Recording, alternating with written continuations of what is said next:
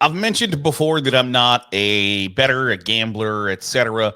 Outside of like horse racing. I don't make enough money to prove to myself how unsmart I am by losing it. So I don't. I'm not a parlay maker. I don't bet $10 here or there. I just don't. I not much about this body type shouts self-control, right? So if I didn't have a wife, I might, and I probably would be face down in a gutter somewhere because obviously self-control, addiction problems, not a great mix for gambling. So if you don't ever start, you don't have to worry about it.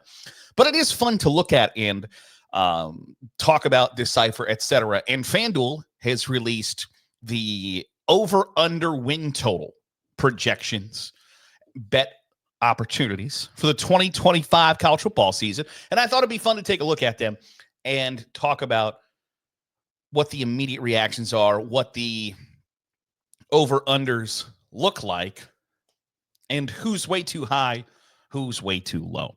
So according to FanDuel, Ohio State, Oregon, Notre Dame, and Penn State are at 10.5 wins, which is the 4 highest. And it feels like that's a lot in 2025 for all of them, I think. Maybe I might feel the most confident, truthfully, and it sure does feel like you're kind of going out on a limb there.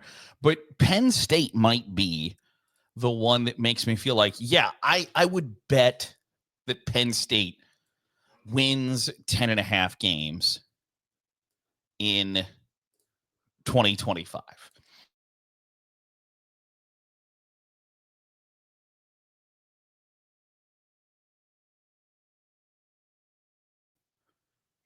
And I just think overall, I would maybe feel most confident in Penn State because Oregon's got a new quarterback, Ohio State's got a new quarterback, Notre Dame's got a new quarterback, and that's just not necessarily a recipe for winning 11 or 12 games time after time after time. It's not to say that they can't do that. I just think that if you were to ask, like, hey, would you put in it after the semifinal performance by Drew Aller? I recognize that putting your faith in Drew Aller might not be the smartest bet you can make, but would you rather put your faith in an experienced starting quarterback or 3 new starters? Gonna go with this experienced quarterback, despite Julian Sand being a very highly touted prospect for Ohio State. Oregon and Notre Dame are going to have questions that need answered. So I would pick Penn State. I feel somewhat confident that they can win 11 games in 2025. And part of that is just it's not the murderer's row for the Nittany Lions in 2025. They're non-conference. Nevada, FIU, Villanova. You're going to be hard-pressed to find a weaker schedule in the non-conference in Power 4 football than that one. They don't play Michigan. They do play Ohio State, but it's on the road.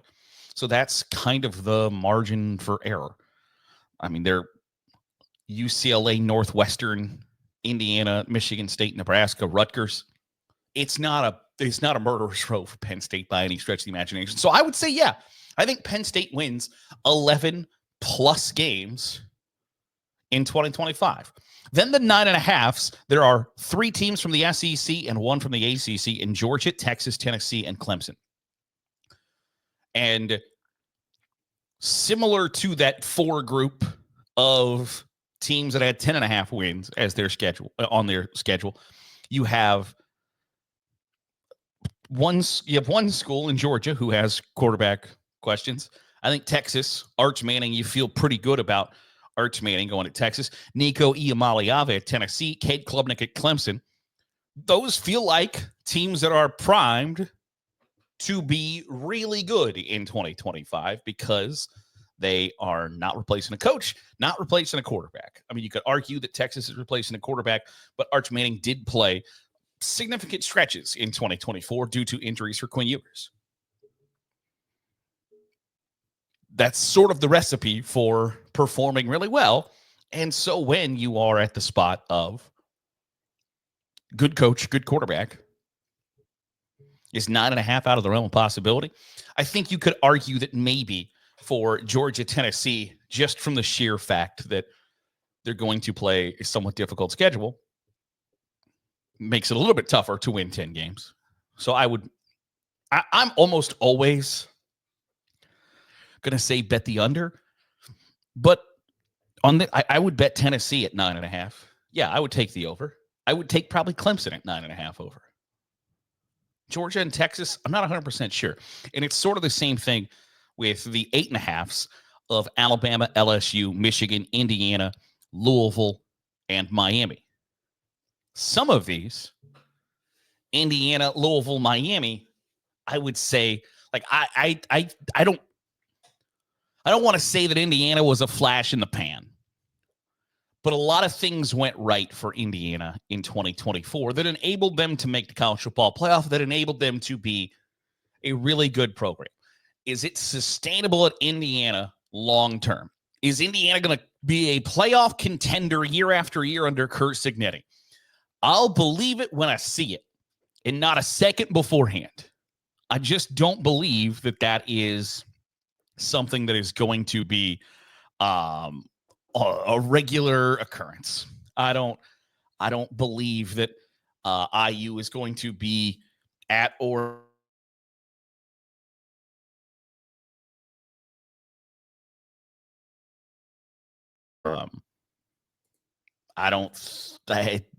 history doesn't tell you that is going to continue to happen. Now, like Penn State, Indiana has a bad non-conference. I mentioned Penn State being maybe the worst in Power 4. I don't know. Indiana's my Old Dominion, Kennesaw State, Indiana State. And Indiana gets the benefit of they don't play Michigan in 2025, don't play Ohio State in 2025. They play Oregon and Penn State, essentially. So unless Illinois is significantly better than I think they are, Michigan State maybe, Wisconsin, Indiana's going to be right at the 8-4, in my opinion. But I think they have to replace a lot, especially at the quarterback position, to be still really good. So I would say I think Michigan is going to be significantly improved in the second year of Sherrone Moore. I think Alabama is going to be at or where they were in the first year under Caleb DeBoer, which is 9 wins, which is the over. LSU is an interesting one because we could probably talk for 20 minutes today about Brian Kelly and how things maybe aren't going so great for him. I don't know about LSU. I feel like Louisville, Miami, Indiana are locks for unders. Just like I feel there's a group of 7.5 wins, USC, North Carolina, Kansas. I struggle with North Carolina and Bill Belichick because despite Bill Belichick's success as an NFL head coach, it is almost all tied to Tom Brady. And I don't know that I want to sit here and have that conversation of the chicken and the egg. Was it Brady? Was it Belichick? And it could be both. It could be that the pairing just worked so well for both of them. But Tom Brady succeeded outside of Bill Belichick, and Bill Belichick hasn't ever really succeeded outside of Tom Brady. And so, to assume that North Carolina wins 8 games in year number 1 feels a bit much. Sort of like there was talk that Deion Sanders was going to go into Colorado in year number 1 and put them on the map, and they didn't perform super well in year number 1 because, what he was dealt with sucked. The situation wasn't great, and they didn't perform well. But Kansas, North Carolina, and USC all at 7.5 wins. It's the over-under. I would take the USC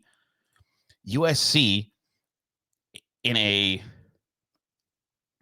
they don't get the benefit of the. I mean, they a little bit get the benefit of the doubt from the Big Ten schedule maker because they play Michigan State, Michigan, Nebraska, Iowa, Oregon, which is a somewhat difficult stretch. Their non-conference, trash. Missouri State, Georgia Southern, and Notre Dame. Now, Notre Dame on the road is not an easy game by any stretch of imagination, but Missouri State is a win. Georgia Southern is a win. Purdue is a win. Michigan State is a toss-up, but feels like a win. That's 4-0. And you got to get to 7.5. They then play Illinois, toss-up. Michigan's probably a loss. Notre Dame's probably a loss. I think Nebraska is probably a loss, but then Northwestern, Iowa, Oregon, UCLA. Can USC get to 8 wins? Yeah, I think so. So I would say USC, yes. North Carolina, no. Kansas, no.